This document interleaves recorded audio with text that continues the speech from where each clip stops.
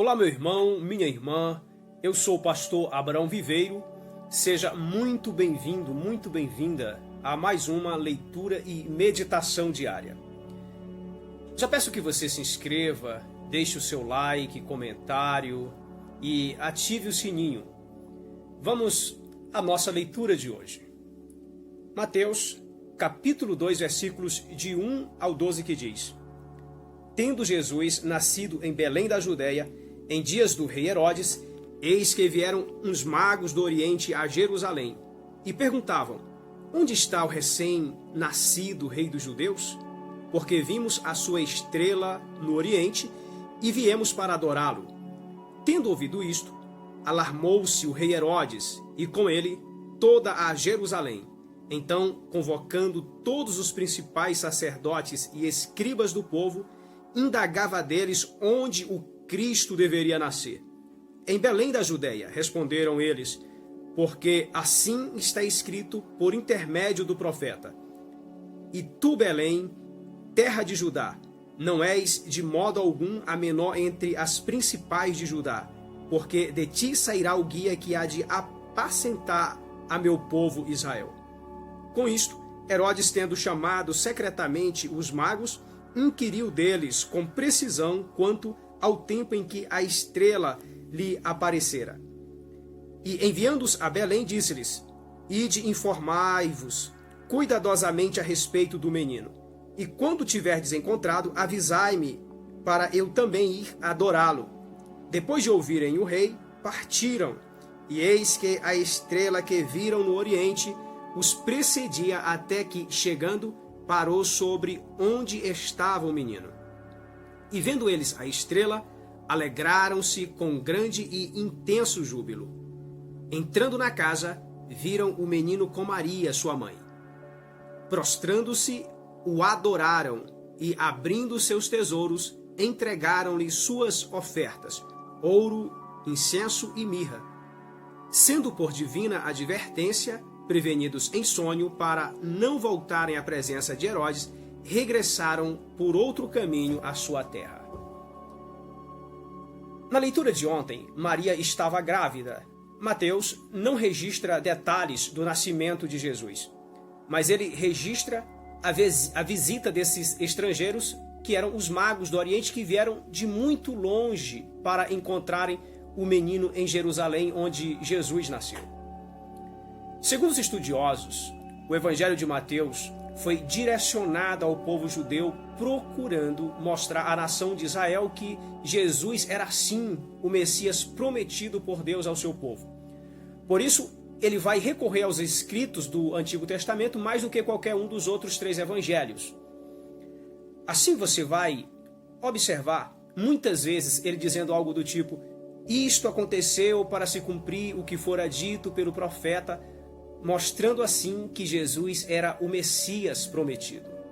Apesar de Mateus dirigir o seu evangelho principalmente ao povo judeu, os estudiosos dizem que ele demonstra em seus escritos um misto de amor e ódio pelos seus compatriotas, por eles terem rejeitado o Messias. Tanto é que vai ser ele quem mais vai registrar as palavras mais duras, tanto de João Batista quanto de Jesus, contra as autoridades religiosas de Israel. E uma das ênfases de Mateus é mostrar que Israel rejeitou o seu Messias, que nasceu entre eles, enquanto os estrangeiros creram. É por isso que no seu evangelho as primeiras pessoas que creem em Jesus e vêm para servi-lo e adorá-lo não são os judeus, mas são os estrangeiros. São os magos do Oriente, conhecidos popularmente como os 3 reis magos, embora a Bíblia nem diga que eles são reis, nem que eram 3.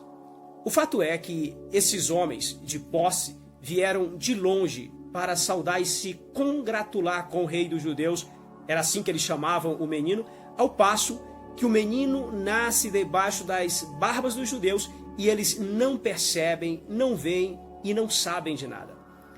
Isto já é presságio do que aconteceria, é que aqueles que estavam longe do reino de Deus vieram para perto e aqueles a quem pertencia o reino foram para longe. É por isso que o apóstolo João diz: veio para o que era seu, e os seus não o receberam. mas a todos quanto o receberam, deu-lhes o poder de serem feitos filhos de Deus. Isto está em João 1, 11 e 12. Meu caro irmão e irmã, os judeus confiaram muito em sua religiosidade exterior. Eles entendiam que, por serem judeus de nascimento, eles já eram de Deus e Deus deles, mas a história dos magos do Oriente nos ensina que o reino de Deus não é uma questão de religiosidade exterior. Nós não herdamos o reino de Deus quando nascemos dos nossos pais, porque somos evangélicos, porque somos católicos, porque nascemos na igreja ou aderimos a uma comunidade cristã. O reino de Deus é uma questão interior. Nós precisamos abrigar o reino de Deus em nosso interior primeiro, para depois entrarmos nele. Outra coisa que chama a atenção logo aqui neste capítulo 2 é que Mateus registra que esses bem-aventurados magos do Oriente, iluminados pela estrela de Cristo, vieram para adorar o menino conforme eles mesmos dizem, porque vimos a sua estrela no Oriente e viemos para adorá-lo. O próprio Herodes, quando quis sensibilizar os magos para que eles, ao retornarem, lhe dissessem onde se encontrava o menino, embora a verdadeira intenção dele fosse outra, mas fingindo ter o mesmo sentimento dos magos, pediu que eles dissessem onde estava o menino para que ele também pudesse ir lá para adorá-lo.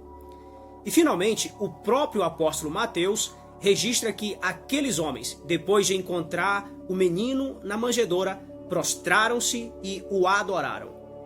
Então, por divina revelação, estes estrangeiros não apenas vieram a Jesus para saudá-lo, mas entenderam tratar-se do próprio Deus encarnado. E quando Mateus mostra o menino Jesus sendo adorado, é porque ele mesmo está revelando o testemunho divino de que Jesus é Deus. Algumas seitas e hereges no decorrer da história da igreja têm tentado negar a divindade de Cristo, mas são as próprias escrituras que atestam a sua divindade, porque somente Deus pode ser adorado.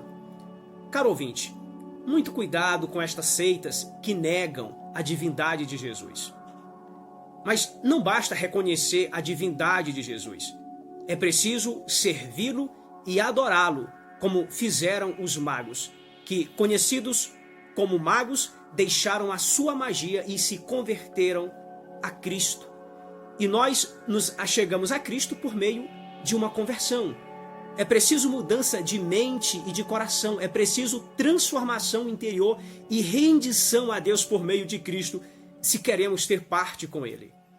É preciso mudança de conduta. Quando o homem se encontra verdadeiramente com Cristo, como aconteceu com aqueles homens, ele se torna em tudo obediente a Deus.